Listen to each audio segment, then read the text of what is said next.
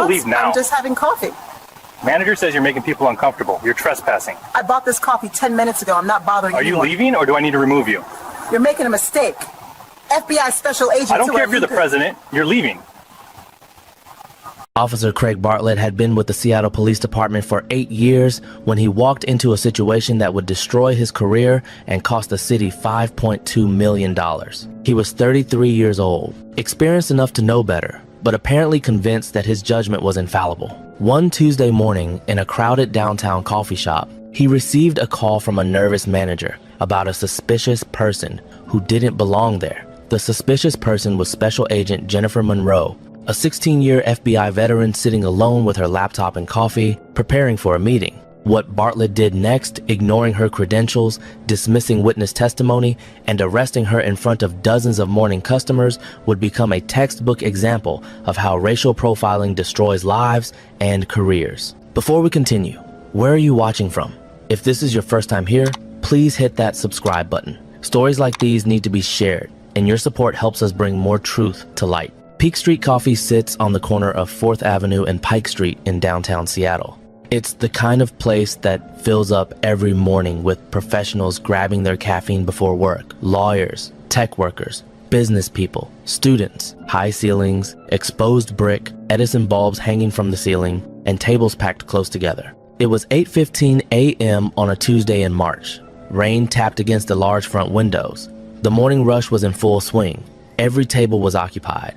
The line at the counter stretched to the door. Special Agent Jennifer Monroe had been with the FBI for 16 years. 16 years working cases that required precision, patience, and an ability to see patterns others missed. She'd spent 8 years in financial crimes, dismantling money laundering operations and investment fraud schemes. 5 years before that, in cyber crimes, tracking down hackers who targeted infrastructure and financial institutions. 3 years in counterintelligence before that, she testified before grand juries, coordinated with the Treasury Department and SEC, and trained junior agents in forensic accounting. She'd received the Attorney General's Award for Distinguished Service. Her supervisors called her meticulous. Her colleagues called her the agent who never missed a detail. At 41 years old, Jennifer Monroe was exactly where she'd worked, to be trusted, respected, and given responsibility for complex investigations that required both intelligence and composure. That Tuesday morning, Monroe was off duty but preparing for a 9:30 a.m. meeting with a confidential informant in a federal investigation.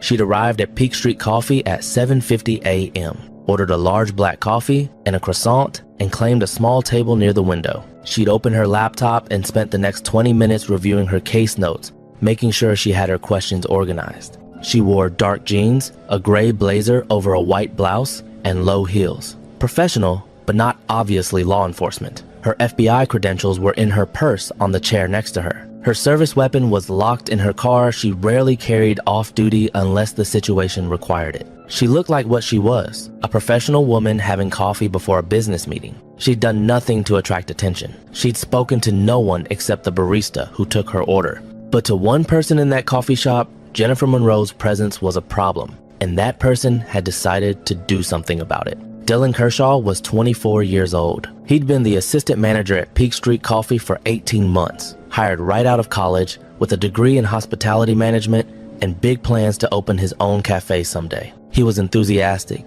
eager to please, and deeply concerned about maintaining what he called the right atmosphere for the shop. He wanted Peak Street to be a place where customers felt safe and comfortable, a place where the regular clientele, mostly white professionals, felt like they belonged. And this morning, Dylan Kershaw had noticed something that made him uncomfortable. A black woman sitting alone, working on a laptop, taking up a table during the busy morning rush. She'd been there for nearly 30 minutes on a single coffee purchase.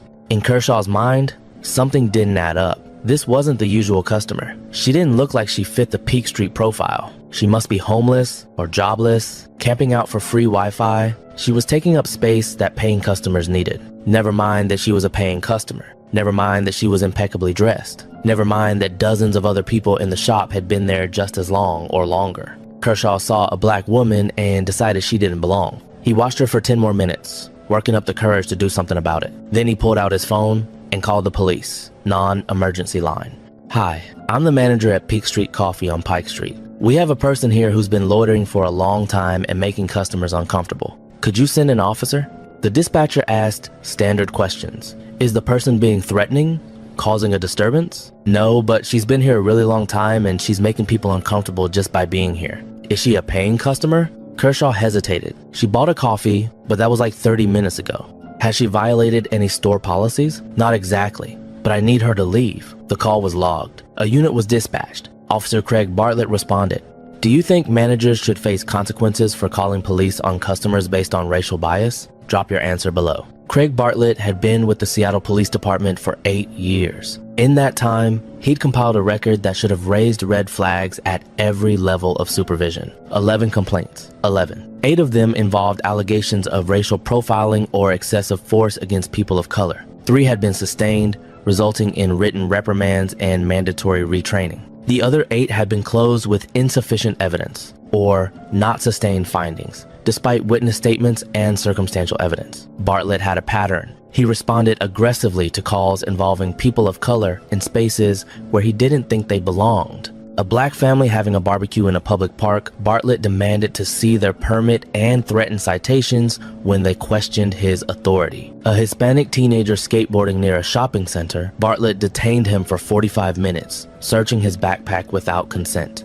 An Asian man photographing architecture downtown Bartlett questioned whether he was conducting surveillance for terrorism. The pattern was clear, the documentation was extensive, but somehow Bartlett remained on patrol. His supervisors noted in evaluations that he was results-oriented but sometimes lacking in community sensitivity, and that he should improve his approach to de-escalation. But those notes never translated into meaningful consequences. When Bartlett received the call about Peak Street Coffee, his mind immediately filled in a narrative. Loitering suspect, manager wants them removed, probably homeless, probably causing problems. He arrived at the coffee shop at 8:27 a.m., parking his patrol car directly in front. He walked in, scanning the crowded space, looking for someone who seemed out of place. His eyes landed on Jennifer Monroe, a black woman, sitting alone, laptop open, looking too comfortable. In Bartlett's mind, that had to be the problem. He walked directly toward her table. Monroe was reviewing a timeline in her case notes when she became aware of someone standing next to her table. She looked up and saw a police officer, arms crossed,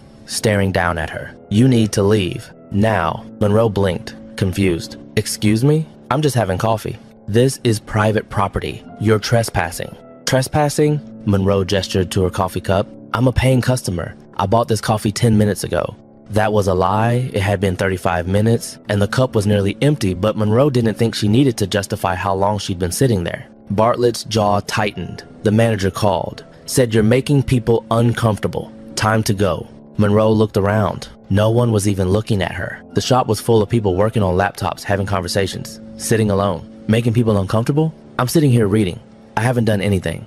Are you going to leave, or do I need to remove you? Monroe felt her stomach drop. She'd been a federal agent long enough to recognize what was happening. This wasn't about loitering. This wasn't about policy. This was about a manager who saw a black woman and decided she didn't belong. Look, I'm Special Agent Monroe, FBI. I'm off duty, just having coffee before a meeting. Bartlett's expression didn't change. I don't care if you're the president. You're leaving. Now show me some ID. Monroe reached into her purse and pulled out her FBI credentials. The black leather case with the gold badge and identification card. She opened it and held it up.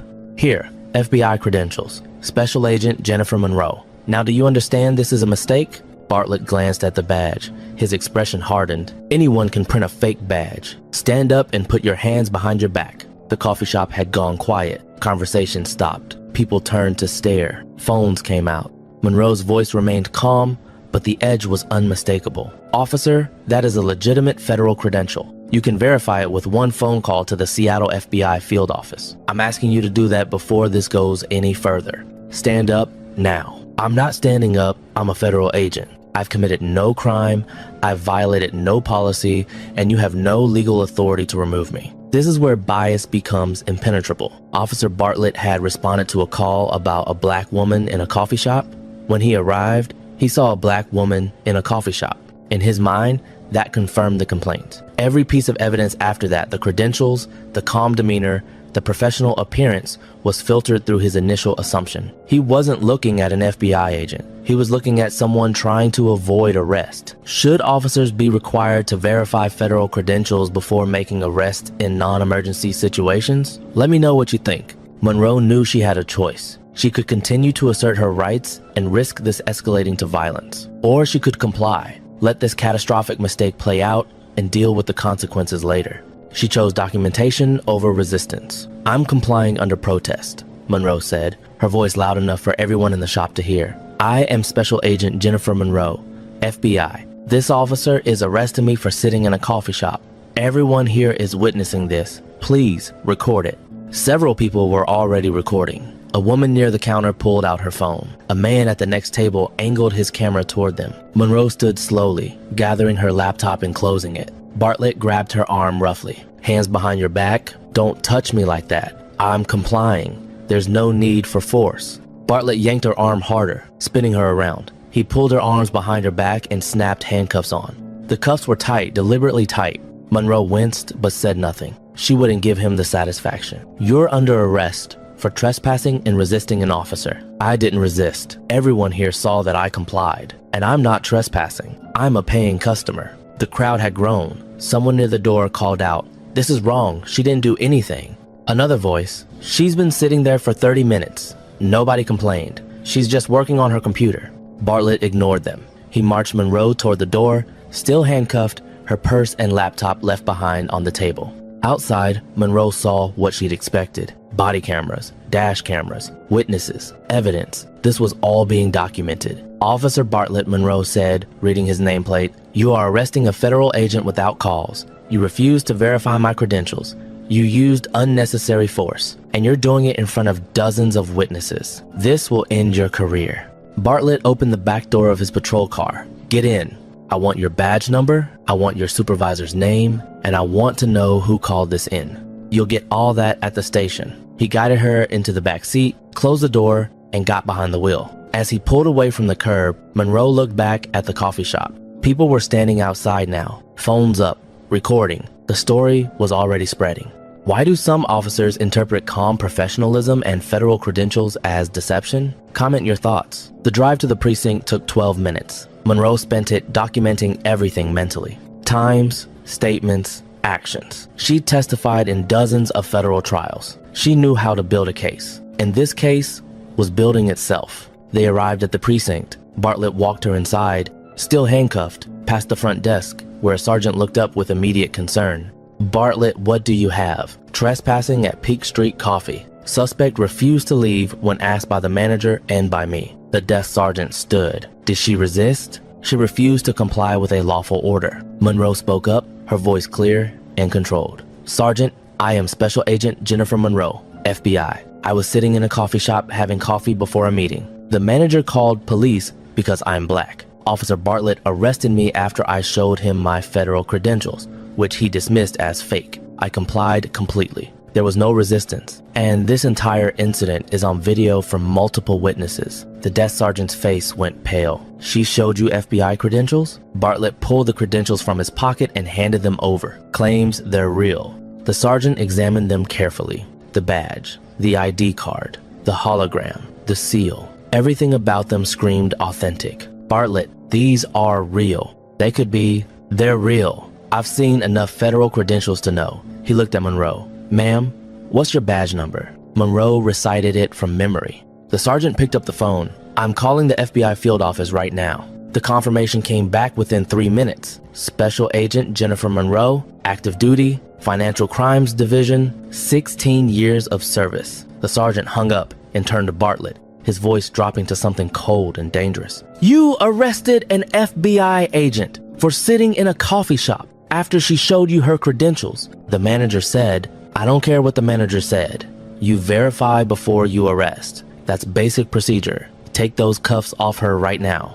Bartlett unlocked the handcuffs. Monroe rubbed her wrist. Deep red marks were visible where the metal had dug into her skin. A lieutenant arrived within minutes. Sarah Chan, a 21-year veteran who'd seen plenty of officer mistakes, but rarely one this egregious. Someone explained what happened. The desk sergeant briefed her quickly. Chan listened, her expression darkening. Then, She turned to Monroe. Agent Monroe, on behalf of the Seattle Police Department, I sincerely apologize. This is inexcusable. Monroe nodded but remained silent. She was building her case. Every word mattered. Chen turned to Bartlett. Badge and weapon. Administrative leave, effective immediately. Lieutenant, I was responding to a call. You arrested a federal agent for drinking coffee while black. Give me your badge. Bartlett handed them over, his hands shaking. For the first time, he seemed to understand what he'd done. Should officers face automatic termination after wrongful arrests of federal agents? Drop your answer. Within 2 hours, the videos had exploded across social media. Multiple angles from different witnesses in the coffee shop, Monroe identifying herself, showing her badge, being handcuffed anyway, being marched out like a criminal. FBI agent arrested in Seattle coffee shop for making people uncomfortable. Federal agent handcuffed after showing credentials to officer who called them fake. For coffee while black trends, after FBI agent arrested for sitting in Starbucks-style cafe. The outrage was immediate and intense. The FBI issued a formal statement condemning the arrest. The NAACP called for an investigation. Civil rights organizations demanded accountability. The manager who called 911, Dylan Kershaw, gave a brief statement to local media. I thought she was loitering. I didn't know she was FBI. He was fired within 24 hours. Peak Street Coffee issued a public apology and announced new policies prohibiting calls to police based on customer complaints unless there was actual criminal behavior. But the real damage was done. The video showed everything. A black woman, professionally dressed, working on her laptop, showing federal credentials, being arrested anyway. Civil rights attorneys contacted Monroe within hours. This wasn't just a wrongful arrest. This was racial profiling. This was a civil rights violation. This was proof that even a federal badge wasn't enough to protect black people from bias. The lawsuit named Officer Craig Bartlett, Lieutenant Sarah Chin, for supervisory failure, Dylan Kershaw, the manager, Peak Street Coffee, and the Seattle Police Department. The claims were extensive. Unlawful arrest without probable cause, false imprisonment, violation of federal civil rights, racial profiling and discrimination, excessive use of force, tight handcuffs, unnecessary physical contact, intentional infliction of emotional distress, failure to verify credentials despite repeated requests, failure to train and supervise officers with documented patterns of discriminatory policing. The city's attorneys and Peak Street's insurance lawyers reviewed the evidence and reached the same conclusion: indefensible. The videos were everywhere. The witnesses were credible. The FBI was involved. The city settled within 10 months. $5.2 million paid to Special Agent Jennifer Monroe. Peak Street Coffee contributed an additional $800,000 from their liability insurance. Officer Craig Bartlett was terminated 9 weeks after the incident. The termination letter was final and devastating. Officer Bartlett arrested a federal agent without probable cause, refused to verify legitimate credentials, and engaged in racial profiling. Despite 11 prior complaints and multiple training interventions, Officer Bartlett continued to demonstrate discriminatory policing practices. His employment is terminated immediately. Bartlett's name was entered into the National Decertification Index. His law enforcement career was over at 33 years old.